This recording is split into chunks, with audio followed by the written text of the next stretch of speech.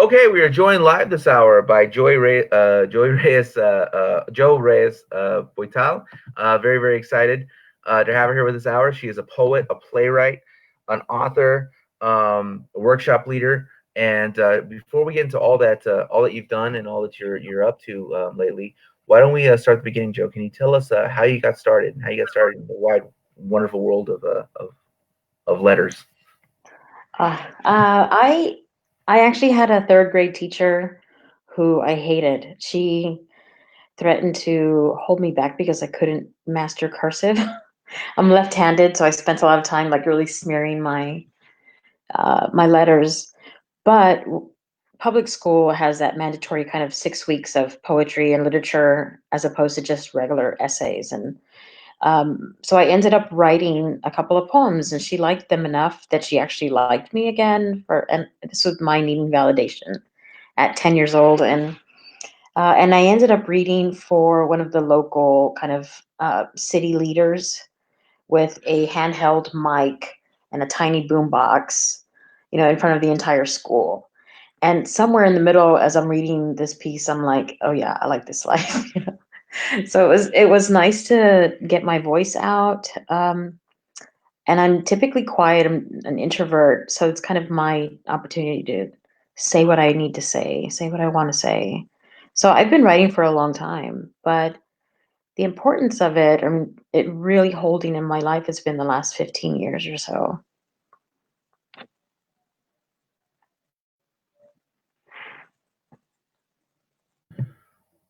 Yeah, no, that's so oftentimes we begin our journey like at first not at first being discouraged and then and being encouraged and having that kind of like that carrot and that stick pulled like that.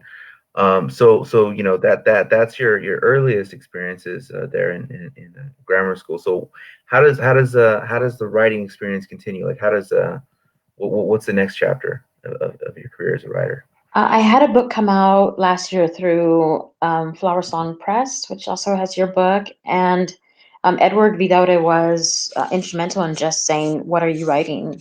And I want it. And that was really important to me. I had written a lot, but I'm not very good about submitting work. So I think in that entire book, I had one piece that had been previously published. And that's mostly because I hadn't sent anything out. But right now, I have another book that I'm working on with family that'll be published through Red Salmon Arts. And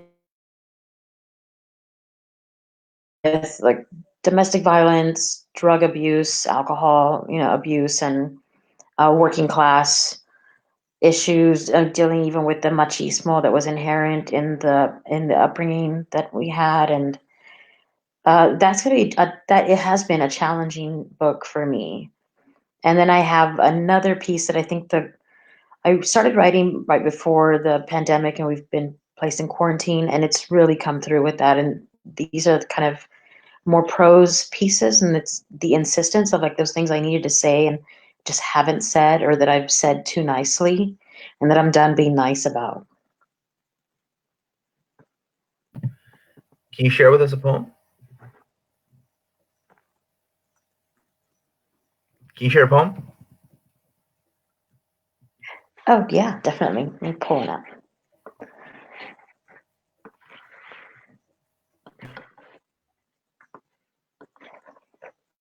I know now I have to. I had one in my head.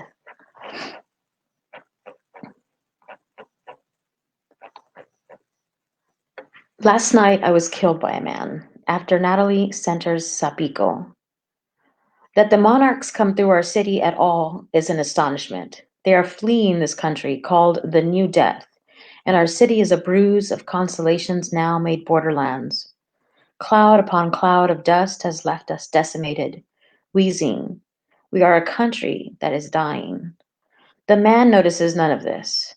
The yard's not been watered, the rosemary bushes are dying, sage brushes pulled out weeks ago, exposing worms from the panting soil. I am already dead. The man has hidden me in a history where I have little I can say, save the whispers I reveal to the bartender down the street between glasses of rum and coke. This is death then, even if my mouth is half opened in wait. The man does not question his status. The man says it is late at night, and so it is. The man says the house needs sweeping, and so he works to rectify that. Grieving isn't a necessity when there are women to be hunted. So he searches for a woman who will tend to the garden and cook a meal and sweep the goddamn floor. Any woman will do. Yeah. Powerful. So I want to kind of get into the content. I've been buying a whole lot of books, and Natalie sent her some because her book.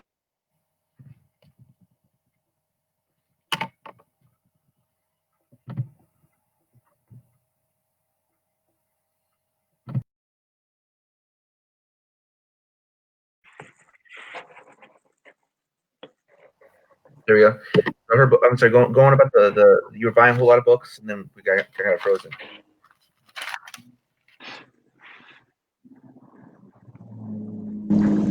Hear me? Yes, I got you. So I'm sorry, we got frozen there. It said you said I've been buying a whole lot of books, and then. Mm-hmm. Oh, I've been buying a whole lot of books, and Natalie Center's Sapiko is one of them that her work has really helped mine to come through. This is kind of like there's no time like now to say some shit. Yeah. Can you expand upon what is that is so like strong or like that resonates so much with you with Natalie's work? I like that she doesn't lose any of her power in it. She states things clearly.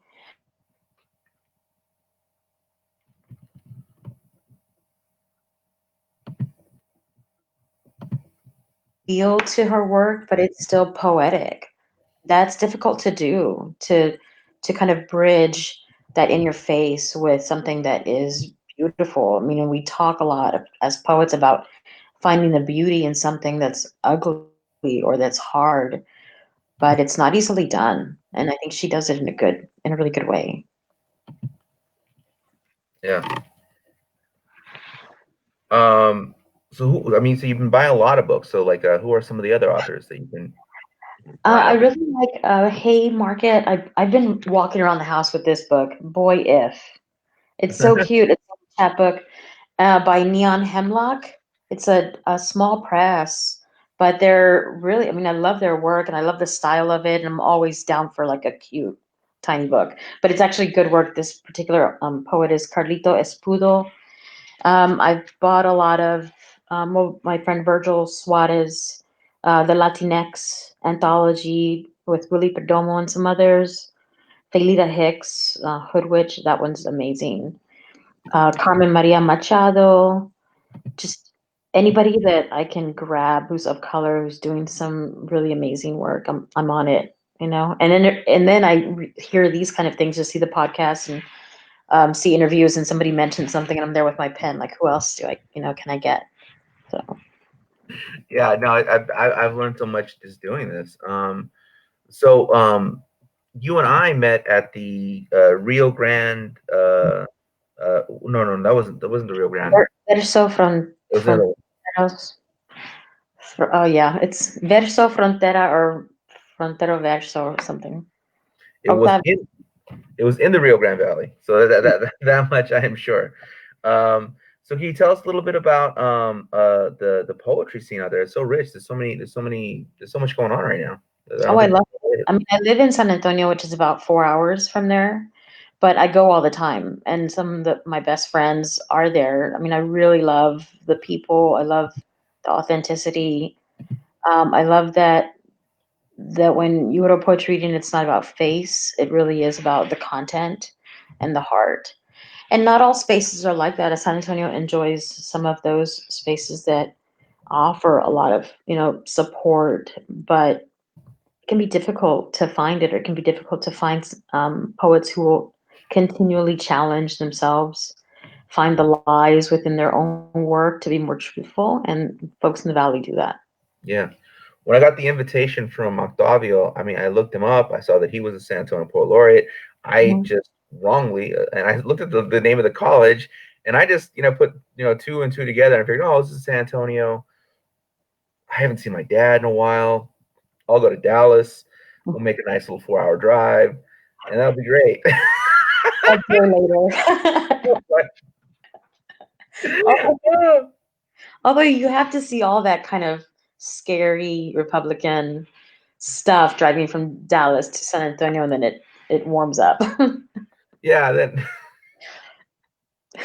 oh, I really made I made a huge mistake, but it turned out to be a wonderful thing. I mean, I got to, and I really thought it was in San Antonio, and I was like, oh, this would be a nice little drive, we'll talk, and You're done talking by the time you get to San Antonio. You're like, yeah, no, I was like, oh my God, like no, like by the time we got like 4 hours into the drive, that was a good talk. There was really no more. Oh man, but no, you're it was a trooper though. He hung out for all of it. He he wasn't gonna did, like miss a party. yeah, yeah. He was there at the after party. He was like, he was Even I went home like I'm not doing this after party. Forget it. Because the Valley Folks will party forever. It's after party and then after party, and then don't forget there's tacos the next day in the morning early. So yeah, no. no, that was too much. But no, it was no, that was really cool. So but what was really what spoke to me was just how many flower song authors there were at that Mhm. festival. Yeah, Yeah. yeah. Yeah. I think there's some lie that Ed is not telling us that maybe, he's leaving the country and so he's trying to publish everybody he can before he leaves. I don't know. But he's doing a lot. Yeah, yeah, yeah. No, he's really like he's part of like he's gonna be part of the space colonization of the moon or something like that, and he's just trying to get everything done before get his affairs in order. Yeah. Um, but I mean, yeah, on Groupon, they're selling plots of Mars. I just saw that. I was like, I could do that. so tell us a little bit about your working relationship with Edward. Like how did you meet him, and like how did you just We had friends in common, and I was never the kind on Facebook. I was kind of a passive Facebook. I just post like most of the stuff I just wanted to read later. So it was a lot of articles. And I wanted to be able to keep them or bookmark them. And so we became friends because we had a lot of friends in common. I friended him, I think, at some point. And then almost a year later, through the Gemini Inc. Conference every summer, we got to meet in person. And he's a lot of energy and he's like really amazing. And anytime that he has a table, I'm going to be like, I'm down, for supporting him. He does good work. So we've yeah, been friends a couple of years now. So yeah. And he was he just essentially told you one day like, hey, what do you got? Let's go. we started sharing manuscripts. And at the time, Mm. he sent me the Rumi manuscript that he had that's now a book. And I sent him mine, which is the Michael and Josephine, the novel in verse. And they're similar because they have like this couple, and they're obviously trying to work through some stuff. Um, and I thought it was interesting that they were similar. We weren't writing, we were writing unaware of what the other was writing. So when he asked me at some point, where I was going to send it, and I'm like, if you ask me, I'm never going to send it. Somebody has to like literally pry it out of my hands, and he did basically. So yeah. But I've had in the year since the book has been out, it's been amazing to have so much support. Like my friend Gio is on the cover. I mean, all I had to do was like the fact that people trust me, I'm secretly like, yes, because they don't have no reason to trust me. But with Gio, I'm like, hey, I have this book. And she didn't know anything about it. And I'm like, I want you for the cover. And she's like, okay, I'm down. So, and even now people are like, is that you on the cover? I'm like, yes, yes, it is. I mean, it's not, it's my friend Gio, but she's an amazing dancer and choreographer. So I'm always happy. I mean, the fact that she's someone that's local that I get to promote while I'm promoting my own book is fun for me. Yeah. So what has it been like with the promotion of the book? I mean, how is that? What has the experience been like for you as a writer? It's been in Texas is where I've done most of it because I can do, despite the size of Texas, I can do a trip. I'm going to be tired, but I could drive to Dallas, and I did. We did Dallas a couple times. I did the Valley a number of times. Austin. I don't know if I did Houston. I think I did. I did do Houston. I did the radio show there, and a lot of San Antonio. April last year was like 2 to 3 events every week. and I was exhausted. And for an introvert, it was really challenging. So I had to kind of wean off as things finally settled down. I was like, "Do you want to meet for coffee? Because I just need to sit somewhere and be with people because I didn't know, like, I wanted to be with people, I was so used to it, but I also just needed quiet time." So there was a little bit of that, but it was wonderful. I got to meet a lot of folks, and I mean, just the amount of talent, the amount of heart has been like so like encouraging for me. You know, there are folks that I would have never met otherwise. It's a little like now, like with Zoom, I get to hear, like I got to hear Maria um, Machado read last week for Landa Literary. They were holding a benefit reading, and I wouldn't have been able to see her otherwise. To to see her in person, to hear her actually read and talk about her writing process. I don't know where she's at, Iowa or Chicago or something, and I mean, that kind of reaching out is something I really enjoy. Yeah. It was challenging though too. It was really challenging to be all over the state and kind of be open, to be that open. And I don't know if I had a clear audience either, because for me, because the book is about a queer relationship, two women, and one of them an archangel. Folks who were religious would kind of trip out. Folks who weren't queer, it took them a little bit. Folks who were, who are Latinx could support me, but didn't quite see the Latinx within the book. And I do think that I tend to write in a more subtle way. So it might have been challenging for what's expected of Latinx and what's expected for queer literature, but I'm down for that. Yeah, no, I remember you expressing that you thought that it was like that there was this kind of a struggle for not struggle, that's the wrong word, but like a the readership was like for some people, like this kind of like they want to see more. They want to see more like I don't know, more cultural signifiers. I mean, that's just so weird to me. Like Yeah. like throw some tortillas in there that you're making on the stove. Without the comal, right? And then I'll know you're telling a real story or something weird like. I should Like have put fingerprints in there to show the burn marks. yeah.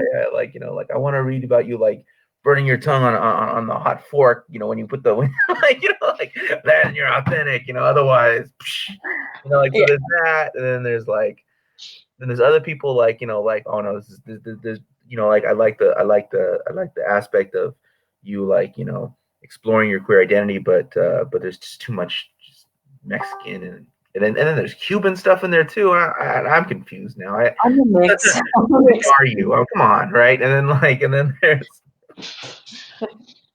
so yeah. So can you expand upon that? Like how what are some of the challenges and what are some of the beauty of just kind of just like being your full authentic self when you sit down and write?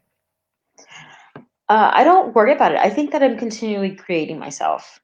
Mm, And I do think that like San Antonio, and I don't think it's just San Antonio, but we have a lot of folks who end up with really like traditionally Anglo names, So for me, like my primary character in the book is Josephine, but for me, she's Afro Latina. It's something I recognize. It's something that I'm comfortable with. It's something that I wanted to show.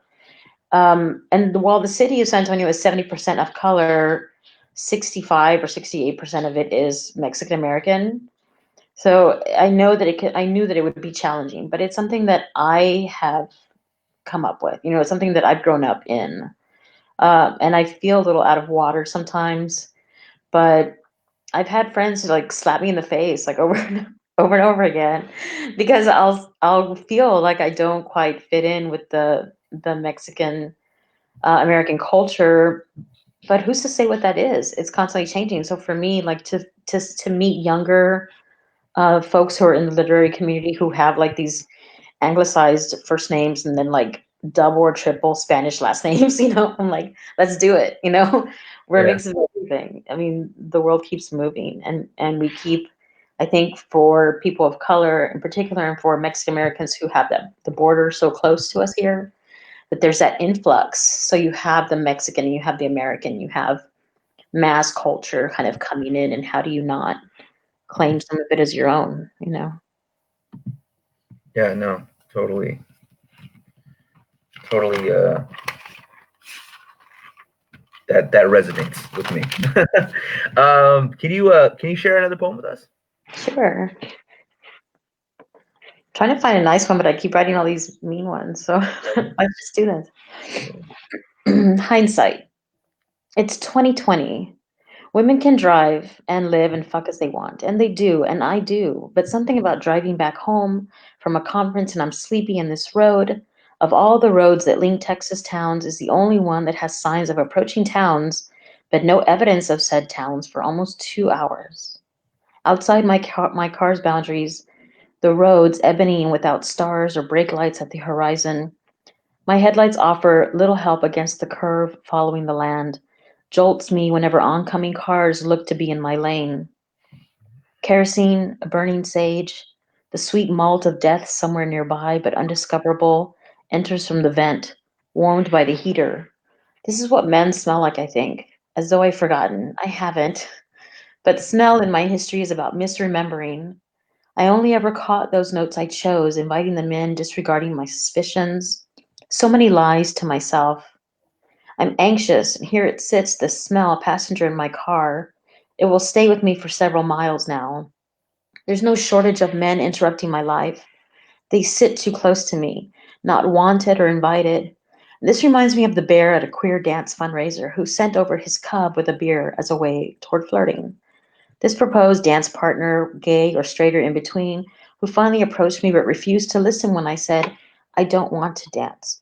Don't know the steps for this line dance. Need to go to the bathroom. My friend is calling. Can you hear her? Or any other number of excuses because as a woman, I am not allowed to walk away from a man. Any man. If I hope to, it's only with some verifiable reason. In the interim, he holds my freedom in his hands as he contemplates whether my excuse is legitimate.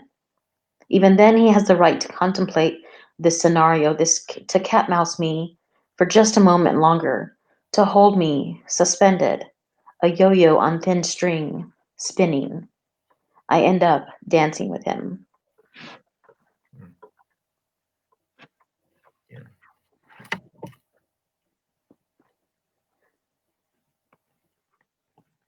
Wow. I promise I'm happy in other parts of my No, life. you don't have to be happy. I mean, shit, man. That's kind of that's very, it's very important to hear things like that. I mean, that's really, it's really important. I mean, for me to hear things like that. I mean, that's really and for men to hear poems like that, to hear poetry like that. It's really, I mean, it's well written and it's well executed. I mean, it's obviously there's a lot of craft there, but I mean, like just in that like that exact stream, that was really powerful work. Wow. We I have had a we have a discussions question. oh, What's go that? ahead.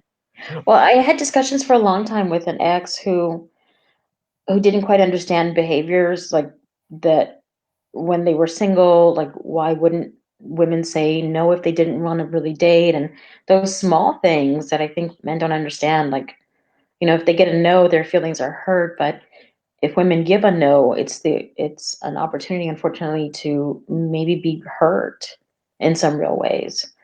So it's a constant. I don't think that unless you're female bodied, you recognize that that can happen. Yeah, yeah. I mean, yeah, like like yeah, absolutely. I mean, everyone. I mean, nobody likes being rejected. I mean, that's obviously like ouch or my feelings. But like, you don't really necessarily can think that like I have just created like panic or stress in this person Hmm. by just.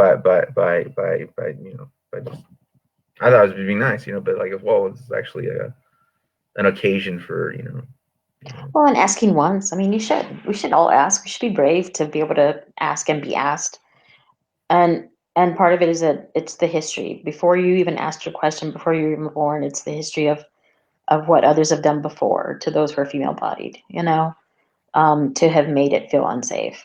So. We got a question from the audience coming from Carmen. She asks, "Are you in an ongoing writing group? Are you still considering getting an MFA? What can you say about your decision on that?"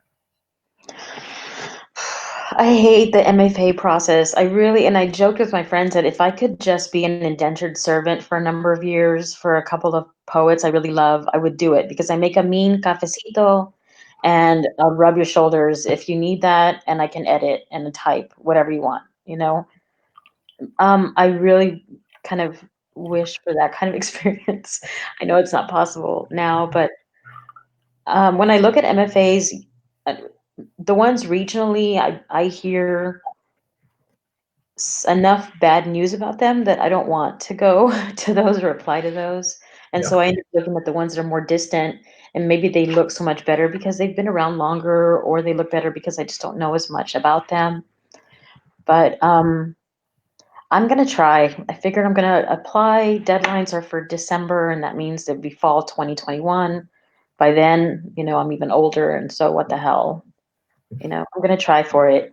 I don't see the MFA though as a some folks will see it as an opportunity to write without interruption. And I think we need those interruptions. I mean, if we were totally quiet, if we were just in our houses just for no reason and not this quarantine, that pressure of the quarantine, those who are able to write, I don't know that they would be able to write with the same urgency. Um, I don't need like quality time carved out of, I'm going to find time on a bus to write. I'm going to find time. Like I wake up sometimes with a poem in my head and I write it. You know, we have to like acclimate our bodies to be able to write, to be able to say what we really need to say.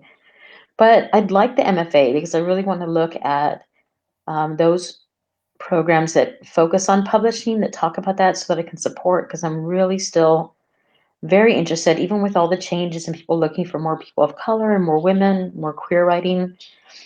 The numbers just don't show that there's a real uptake, and I would like to be able to support those communities.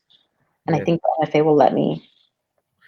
Yeah, I've heard so many bad experiences with MFA. I mean, I've heard some good experiences as well, like if you find the right program. But I've heard so many bad experiences with I, MFA, particularly for writers of color, like of this constant question of ethnicizing, like you're writing, like, well, how can I tell the people in here are fill in the blank, right? Like you need to really like up that angle if you're gonna be writing ethnic, you gotta make it really spicy, that's crazy. Yeah, But it's crazy to me. I don't want to have to deal with having to explain. I don't want. I think even if I'm reading other people who may have languages within that I don't understand, that there's still musicality there that I can understand. Or you know what, I can look stuff up, yeah, or I can ask, and I can learn that way. I think that we have to be engaged.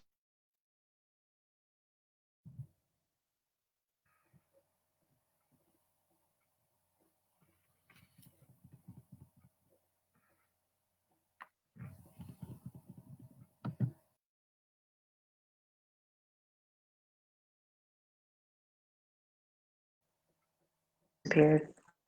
we froze. So you think that you can learn and you can ask? Oh,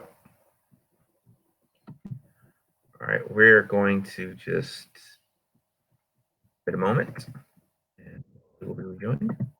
There we are.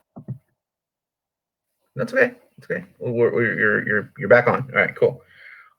Yeah. No. So you had just said that you don't want to have to if you don't understand what someone's saying, you can look up, you can ask questions. That's where you cut Mhm. off. Yeah, because I feel that even if I don't understand everything in a language that's offered, that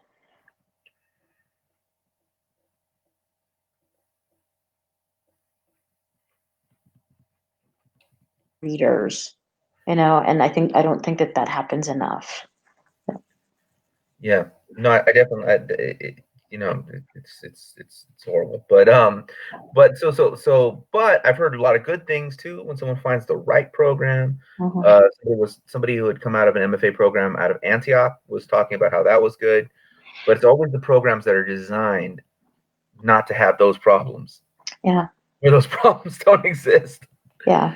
So, so I like that, I looked at one Northeast that was I thought it sounded amazing, like on the website, because it said they offer full scholarships for people of color and queer, and I was like, great. And then I looked at the staff or the faculty, and it was all old white dudes, like all of them. I'm like, please at least have one woman of color or something as a token hire, and they didn't even have that. So it was really upsetting. I was like, okay, I can see why they're trying, but instead of giving money to one or two students who are coming in, really make some movement to change your faculty. And that Yeah. doesn't happen overnight, but some folks just got retired already. I mean, I can understand like people not wanting to just like give up their jobs and like give up their livelihood, and this is still capitalism, and people still gotta like work to eat and stuff like that. So I get like you can't just be like quit your job, give me your job, but like if an institution really doesn't want to correct these places are flush with money. They can just create a whole create a whole new wing, a whole new department. Nobody needs to lose their job. They just like create a whole nother section, create a whole nother just create a whole other wing. I mean, stop paying the admin so much. Like there's ways that this can be done without old white guys, even them, without them losing their jobs. I mean, unless they should lose their job. I mean, that's a whole other question. But like there's ways of doing this without like destroying people's livelihoods and it's creating new opportunities for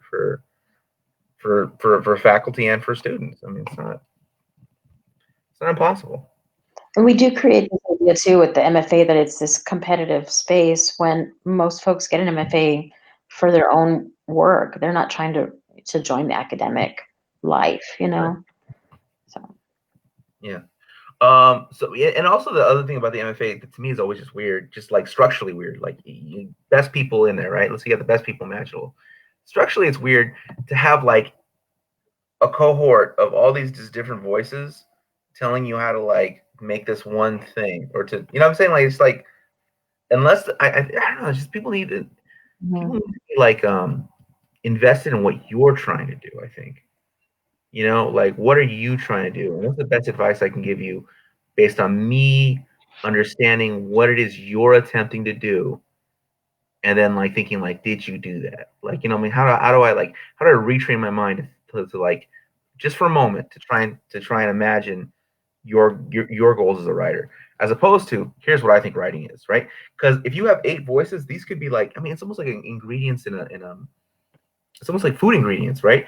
They could be the most delicious, whatever, but like yeah, turmeric mixed with like pasta sauce mixed with like like you yeah, know like soy sauce or something like that, or something like it's just like this is like not good. Like you got like ingredients that don't make anything. Uh, yeah. all being combined into a stew is just like well, this is just weird. I mean that's what I often see. Oftentimes the product of MFA is people come out with things that are just like not Mhm. anything. I don't even know how to describe it. It's just like like I think because too, the cohort can be powerful if it's about support, if it's about right. like line by line breaks or those kind of ways to really look at your work. You end up kind of speaking to those 8 people in your cohort. You know what I mean? Speaking to Yeah. those few. But no, I don't think that there's enough folks who are just challenging themselves or not challenging themselves. I don't think there's enough folks within these formal settings really challenging the writers, Hmm. like to those uncomfortable spaces. No, I completely. I think that's very accurate, very very accurate. So in addition to being a poet and a workshop leader, you're also working on a play. I am an operetta, so Oh, an opera. Oh, pardon me. Can yeah. you tell us about the operetta? I had an idea and I usually come into my writing if I'm trying to how folks will have a prompt, maybe 1 or 2 sentences. So I come into this kind of theoretical, huge idea if I can't write and I want to start. So I started with Claudia Zaldua's Goya Shakwi's imperative. So that idea that that Koyashakwi is broken, dismembered, and and needs to heal, but it's not a process of simply healing, but it's like rebirth or regenerating and transforming, and that there's this continual healing happening, and then also again this continual breaking as you discover new parts, right, or claim new parts of yourself. So I started with that because I've been reading Claude Nzalou during the quarantine. I guess like other people read dystopias during the quarantine, and I but I didn't stay there because I was talking with a friend of mine, Joaquin Huerta, who's a musician here in town and a singer, and he was talking about how, why do we kind of impose these things on Aztec gods? I'm like, well, I think that if folks are kind of seeing ourselves within gods, and yes, we want that transformation and change, but gods don't have to change for nothing, right? So it became this huge this drama. I Mm. mean, how else do you say, like, what else could it be but an opera when you have Guadalupe, who gives birth to a full-fledged warrior, like out of her body, and whose sister then, tries to attack with her 400 siblings or 400 children, and she ends up at the bottom of an altar, dismembered. It's like, that sounds like opera to me. So I ended up doing that, and for me, it was very much like, the opera starts with her on the moon or becoming the moon and not really wanting to and really upset that she's lost this battle. Because for me, without them saying, she was the god of war before her brother came in. So and it's been great. Like, I just thought, oh, I'm gonna try this. Screw it. I'm gonna try to write Yeah, this as a challenge to myself. And then as I got into the second page, I'm like, oh my god, I think this is something. And I talked to my friend again, Gio, who's the choreographer, and she said yes. And then Jumpstart Performance Company is a really radical, amazing, hyper local theater group here in town, and they do each year what they call the incubator. And so they take a project and help you really to, like, talk with the directors, look at promotion, look at, like, critical response, so they see the piece as we're creating it and offer advice. And you can't get that. This is like that. This is what I want to do with an MFA. Instead of an MFA, I would love to be able to work with people individually and really look at, why I'm doing the work I'm doing. So they offer that critical eye and that loving eye. They support it by promoting it. They support it by, letting their audience know this is happening, helping to give us some funds to be able to pay the musicians. We have right now, musicians, a percussionist, we have the choreographer, and we have two co-directors. And this has happened in the last 2 weeks. Yeah, and it's yeah, going that's to amazing. take place end of June, June 26th, June 27th. Yeah, no, I had a series of questions. I think you answered most of them right just now, but wow, wow. Yeah, I'm Well, I excited. mean, Excited about yeah, it. yeah, And we're yeah, going to stream it, given that it's all COVID time still. We're going to be yeah, streaming it. So if folks want to follow me on the website, they can see, I'll yeah. post it, know about it.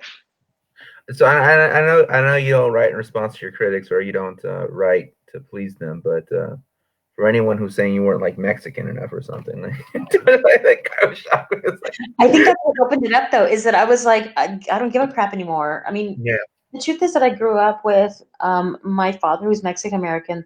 I was third generation on his side, and my mm, mother, who's from Cuba, so I was first generation on her side. And that's already a weird dichotomy, like, to view America in one way from one parent and to view it in a very different way from another parent. And then on top of that, that they're Cuban and Mexicans, and those are like, that's like ammonia and bleach. You don't put them together, It's not even oil and water. It's just no. And there wasn't a love story either, so it was really challenging all the way around to be able to identify, like, where I sit, and to be made to feel like I had to take sides in some way. And then even if there wasn't all of that, that so often, or for the most part in our families, it's the women, who are transmitters of culture, food, language. It's where we sit.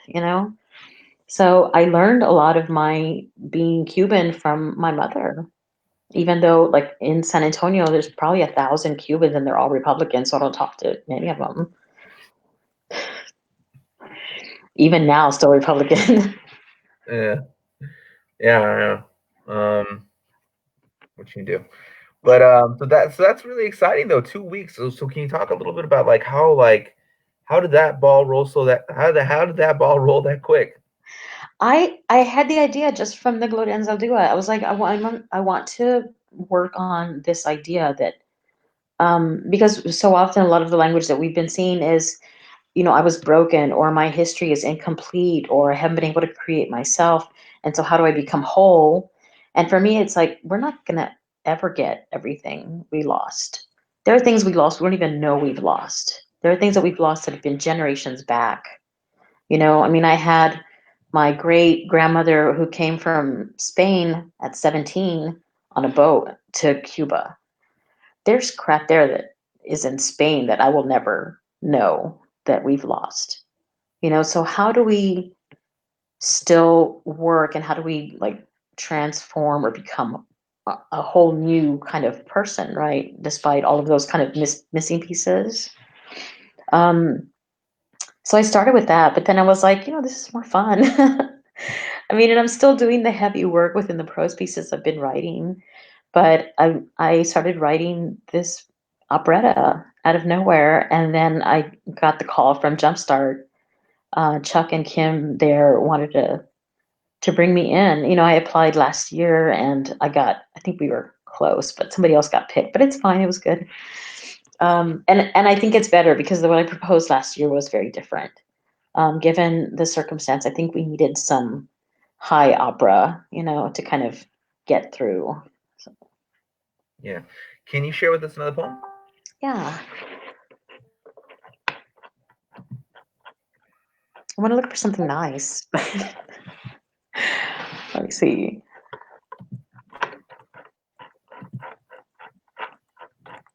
Here's a short one. Pacific Coast Highway. So close. It does no use to say, don't look down. There are two choices. My body momentarily found traveling on this highway and heading north, a time when I didn't yet realize I might never learn. It is easy to call this the place where I was meant to live, a diorama of water and land, bolstered between a winter ocean, waves shouting at me with momentary demands, and the mountains, face full of young pines and impossible boulders. How the cold slows the doubt nestled in my heart, how the world shakes itself free of my hope. The Pacific Coast Highway. Yeah. Yeah. It's fascinating. I have a kind of a little bit different relationship with the Pacific Coast Highway because it's very beautiful. It's very beautiful. But when you go up and down those cities like Santa Barbara, so that was something nice, right? But now I'm gonna ruin it, right? No, no, do it. Do it. Let's do Santa it. Barbara, Ventura,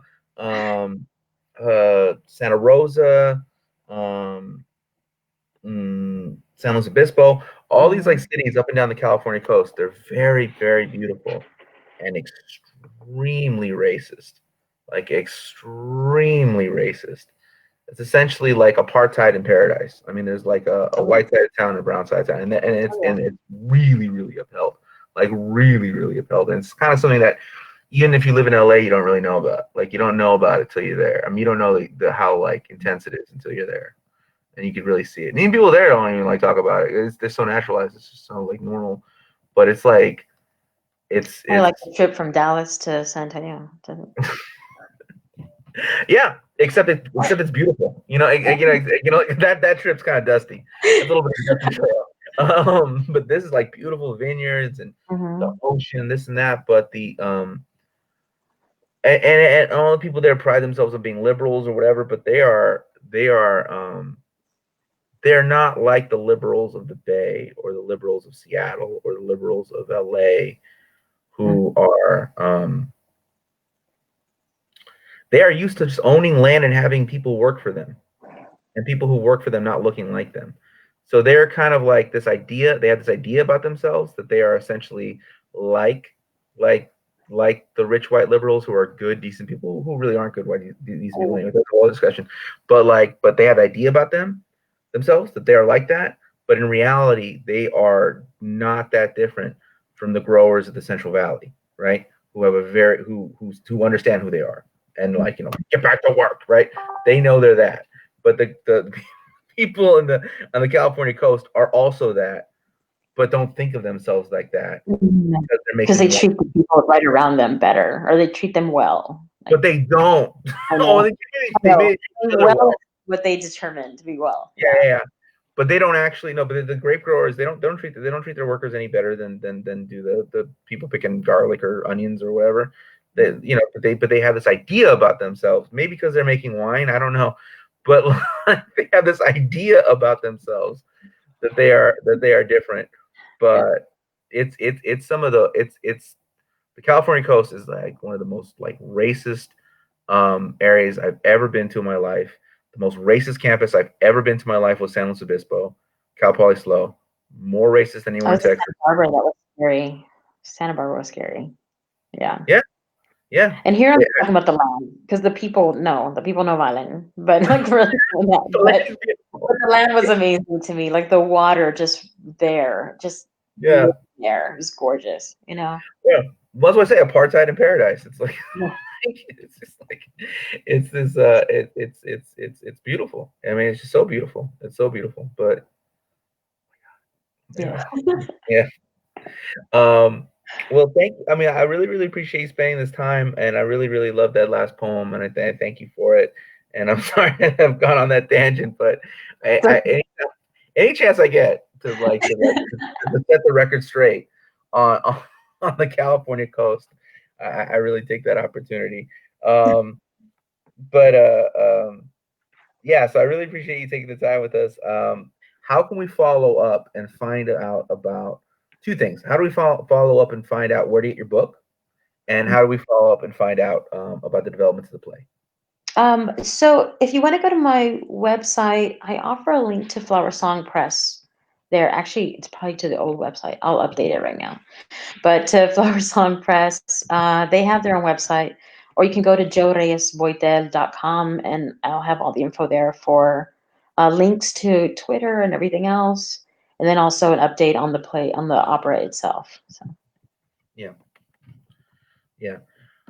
Well, that's we'll drop the links below, and yeah, yeah. So I'm looking forward to finding out more about your play, and I'm definitely looking forward to future readings and things you and I'll get to do together under the banner of Flower Song Press. That's really exciting. I love it. Yeah. Thanks for all you do. Well, thank you, and thank you for coming on. Bye. All right.